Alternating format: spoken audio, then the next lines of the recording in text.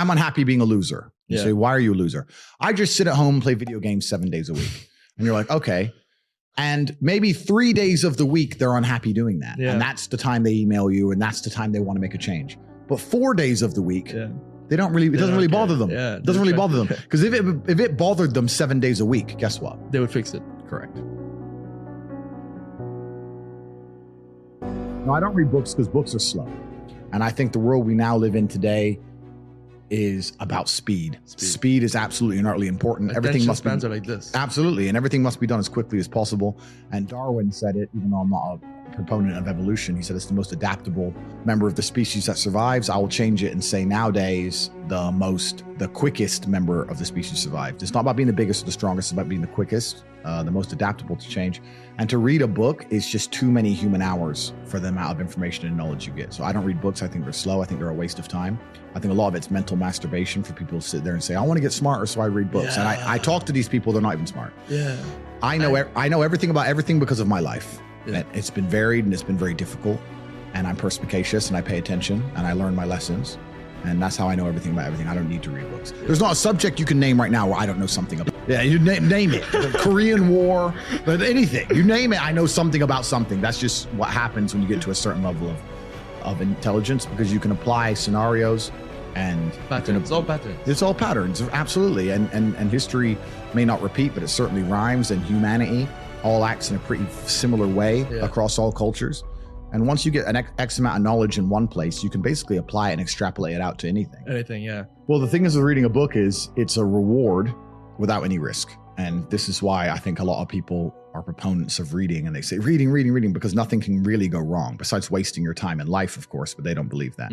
I am a much larger proponent of larger risks and larger rewards. If you want to learn about self-help, if you want to understand yourself and see what kind of man you really are, and learn how to fight through adversity, and learn how to get up when life's difficult, and learn how to control your mind, and learn how to struggle, then you can go to the boxing gym and you can get your ass kicked. You do not need to read any books. You need to get in the gym, walk in there and say, I'm going to fight the best fighter here every single day, and not quit until you can eventually beat him.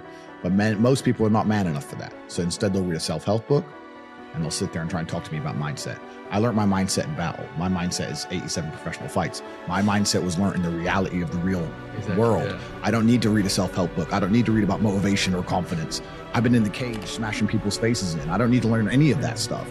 So I learned in reality, and reality is always gonna be a better teacher than a book, because you're not learning when you read books. You're regurgitating, you may be reading, but I don't believe you're truly learning. My coach used to say, if it doesn't hurt, you didn't learn. And I think he's completely right. And it's the same with entire life. You see people make the same mistake over and over again until it eventually goes really wrong. And it's only then they'll change. Then they change. So absolutely. So I learned how to become self-disciplined and become self-motivated and work hard. And I learned how to face adversity and find strength within myself I didn't know I had.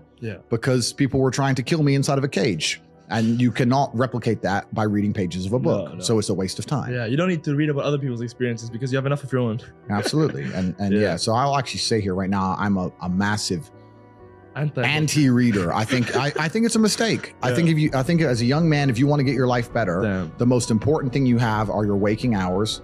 You need to be out competing all the other people on the planet who are hyper competitive. And if you think you have 8 hours to sit there and just read a book, you are wasting your time. You are too slow, and you are going to lose against people like me, because we're just too quick, too fast. Our networks are too various and large, and we make decisions too quickly, and we absorb information too quickly, and you're just behind the time. By the time you're done reading the book, the moves have been made. But it's over, The game's over. I think that's just the way the world is moving.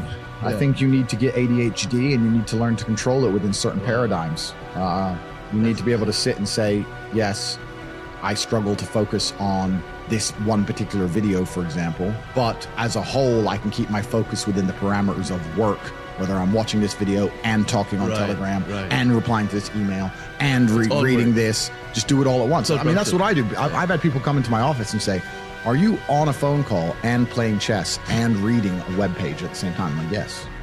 I'll be reading what I need to read and on the phone and at the same time playing chess. Otherwise, my brain's not full enough. You need to be stimulated. Yeah. So can I focus on one thing? Not easily, but am I massively successful doing enormous amounts of work? Yes, every single day. So that's the most important thing. It's just staying within the parameters of constructive. If what you're doing with your energy is constructive and you're within those parameters, then you're going to be massively successful anyway. I'm proud of myself, and I deserve to be. Yeah. Most people don't deserve to be proud of themselves. Yeah. And that's the truth. A lot of people say, oh, you know, I have confidence issues. And I say, if I was you, I would have confidence issues. Of course. I completely understand why you have confidence issues. You're a dork. But we have to be realistic here. We have to be absolutely and utterly realistic, because the world is brutal and it's harsh. If you're not proud of yourself, you probably don't deserve to be proud of yourself, so you're not going to feel happy. And you just talked about confidence. Confidence comes from competence. The reason I'm confident is because I'm good at everything. Right. I'm good at everything I do. The things I'm not good at, I'm not confident in, of course. And I know what they are. I don't do them very often. I've now created my reality to the point where I don't do anything I'm not good at. You just hire. I either hire or I just don't want to do it. Like I don't play darts. Yeah. I'm not good at darts, right? I do what I'm good at. Yeah. So yeah, I'm absolutely and utterly confident because I'm absolutely and utterly competent, and that takes practice and discipline and motivation, and you need to fail a few times. You need to get up. And like I said earlier, when I learned my entire mindset in professional fighting and chess, the two combined, that's how it comes down to. And when people say, oh, I have competence issues, usually I can look them up and down and say, yeah, if I was you, I would completely and utterly struggle with confidence issues.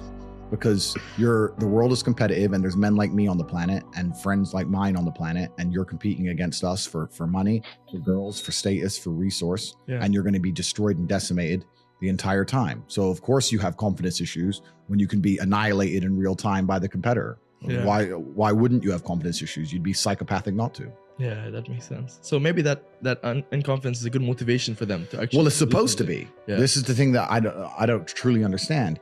If I'm unhappy with something and I'm uncomfortable with something, I fix it. Yeah. That's endless motivation, which I don't truly believe in as a concept, but that's endless fuel for the fire. Right. If I was unhappy with something about myself, regardless of what it was, I would be able to take all of that discomfort and turn it into endless energy to get the problem fixed. Yeah, exactly. But these people seem to it's okay to be unhappy. Yeah. Well, these people seem to sit and say, I'm really unhappy with X, but then stay doing X. So I don't believe they're truly actually unhappy. What you'll notice if you live life long enough is that somebody will sit and say to you, I'm unhappy being a loser. You say, why are you a loser? I just sit at home and play video games 7 days a week. And you're like, okay. And maybe 3 days of the week, they're unhappy doing that. Yeah. And that's the time they email you, and that's the time they want to make a change. But 4 days of the week, they don't really, it doesn't really bother them. Yeah, it doesn't really bother them. Because if it bothered them 7 days a week, guess what? They would fix it. Correct. Yeah. So I have very little sympathy for people. And that's not because I'm not a nice person, but it's because I've been so hard on myself, and I've been through so many things that were difficult, and I've been through so much pain and trauma myself, some of it self-inflicted, some of it given to me by God to make me a better person. But I've been so difficult on myself. It's very hard for me to look at somebody who's refused to be difficult on themselves and see them as my equal or feel sympathy or pity for them.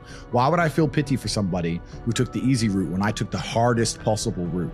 Yeah. I took the hardest possible way to be the man I am, and you were too big of a and now you want me to feel sorry for you? I don't feel sorry for you. Yeah. I don't feel sorry for these people.